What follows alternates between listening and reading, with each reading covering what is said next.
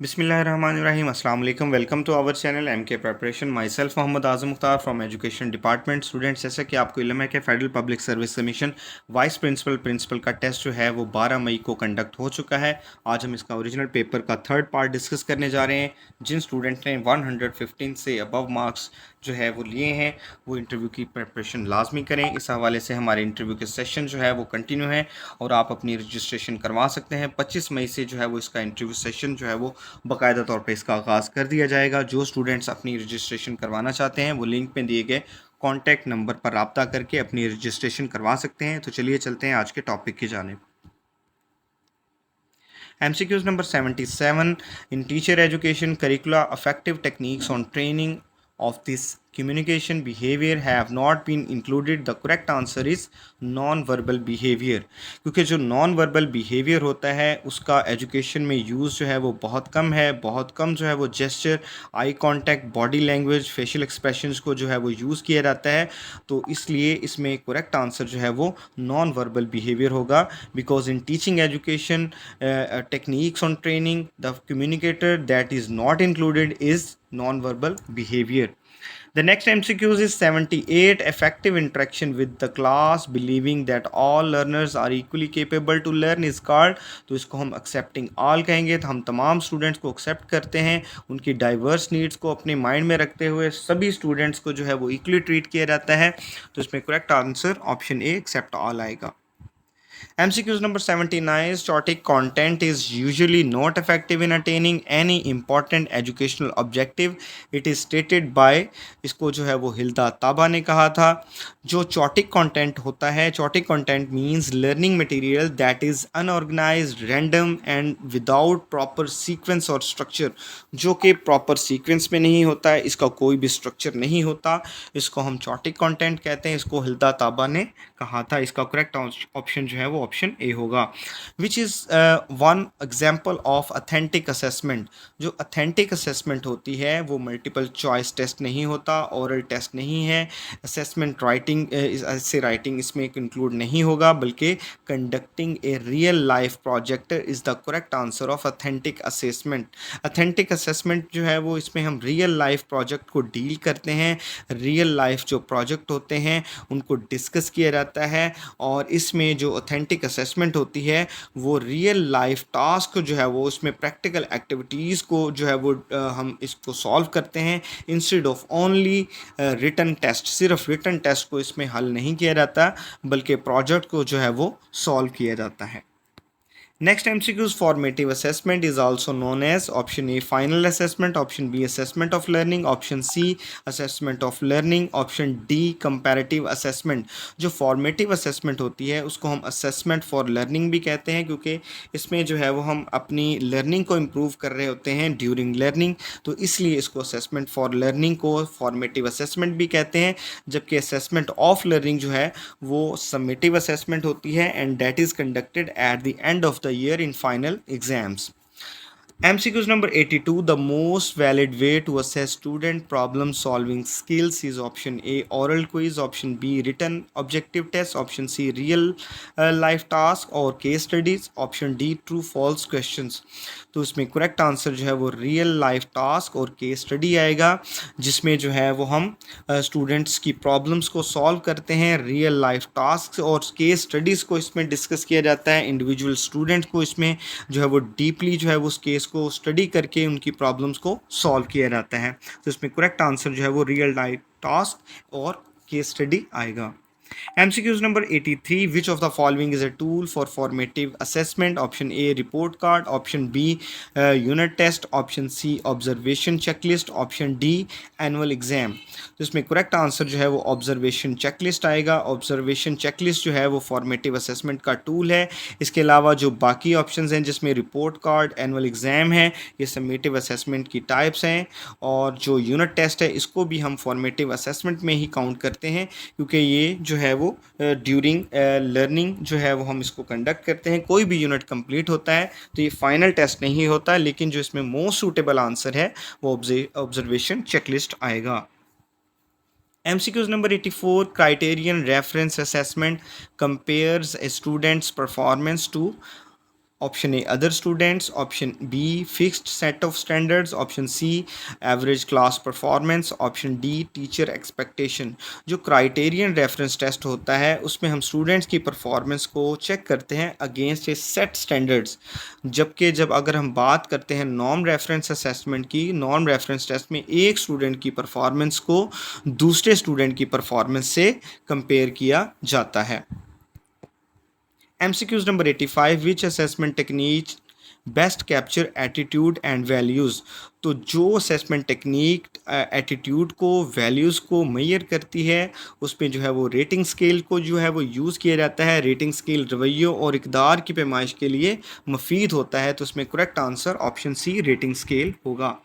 MCQs number 86, the most important characteristics of a good assessment is option A length, option B validity, option C complexity, option D strictness। The correct answer is validity, because validity means a test is said to be valid if it measure what is supposed to measure। जो हम measure करना चाहते हैं अगर उस चीज़ को measure किया जा सके तो इसको हम टेस्ट की वैलिडिटी कहते हैं। इसमें जो है वो हम इसकी डिफरेंट टाइप्स में पढ़ते हैं, जैसे face validity, content validity and concurrent validity. MCQs number 87, which assessment focuses on measuring what students can actually do rather than recall facts?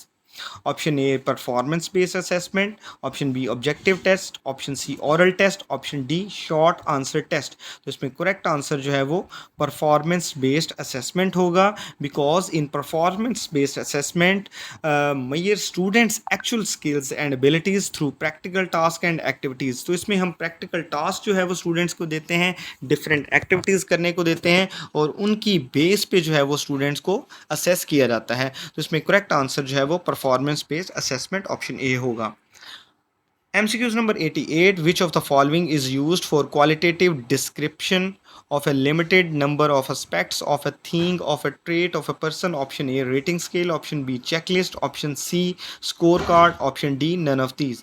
तो इसमें correct answer जो है वो rating scale होगा, because rating scale is used to describe the degree or level of a person traits or behavior qualitatively। तो इसमें जो है वो किसी के behavior को qualitatively जो है वो देखा जाता है, क्वांटिटेटिव इसको हम रेट नहीं करते। तो इसमें correct answer option A rating scale होगा।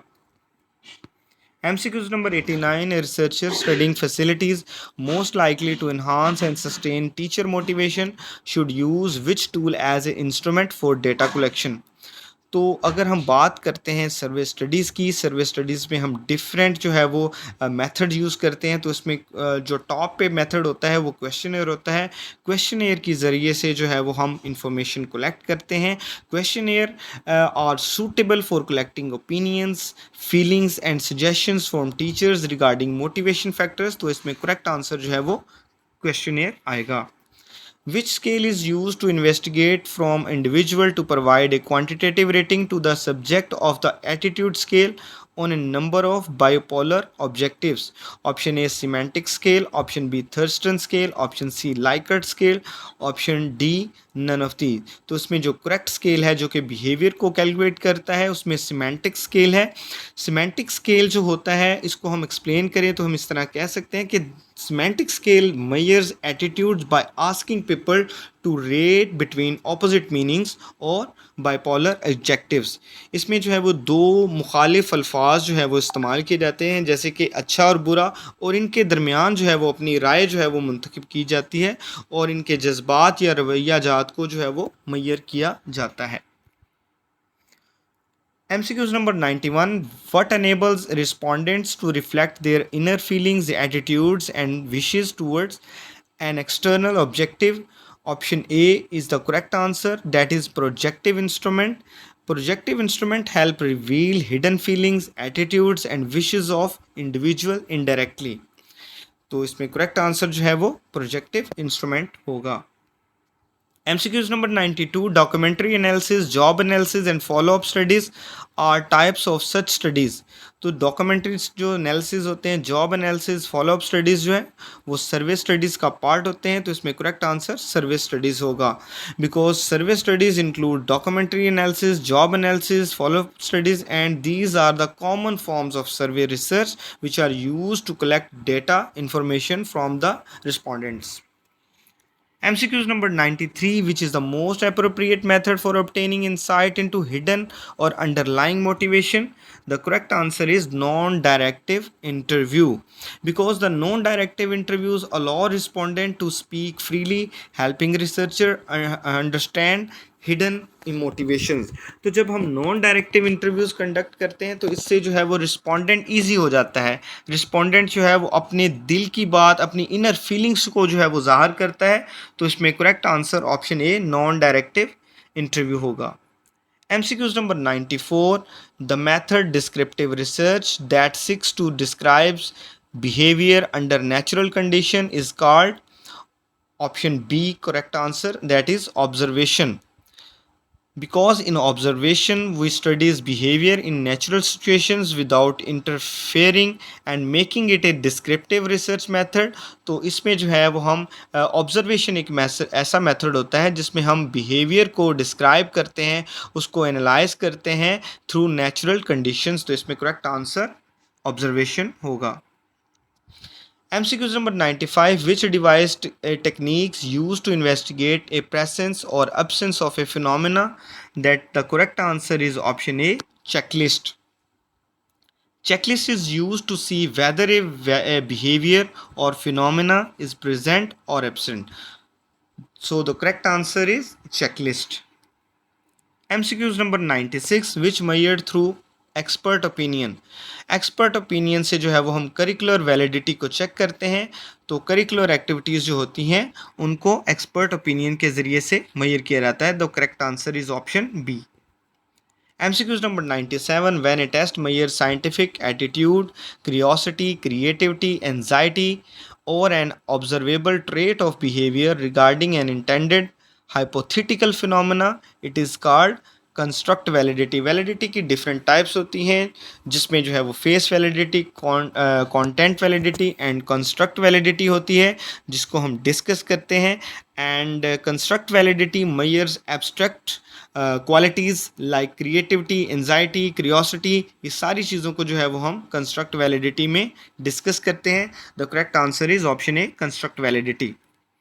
MCQs number 98, a good test should be easy, attractive, interesting and convenient for both teachers and students with clear instructions and rubric.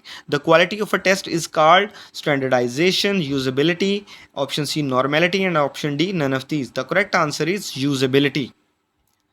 क्योंकि जो यूज़ेबिलिटी होती है उसमें हम ये देखते हैं कि टेस्ट जो है वो प्रैक्टिकल है, अट्रैक्टिव है और इजीली जो है वो उसको समझा जा सकता है और वो कन्वीनियंट है टीचर्स के लिए भी और स्टूडेंट्स के लिए भी. The correct answer is option B usability. MCQs number 99, it makes the best use of teachers' limited time for preparing and grading. This quality of test is called option A normality, option B economical, option C appropriate for time, option D none of these. The correct answer is economical, because economical test saves times, effort, cost, preparation, administration and grading. तो एक जो economical test होता है वो आपके time की बचत करता है, आपकी एफर्ट की बचत करता है, आपकी कॉस्ट जो आपकी लागत है उसमें जो है वो कमी लाता है, आपके लिए इकोनॉमिकल होता है. MCQs number 100, a test covering the whole syllabus of the subject reflects its quality.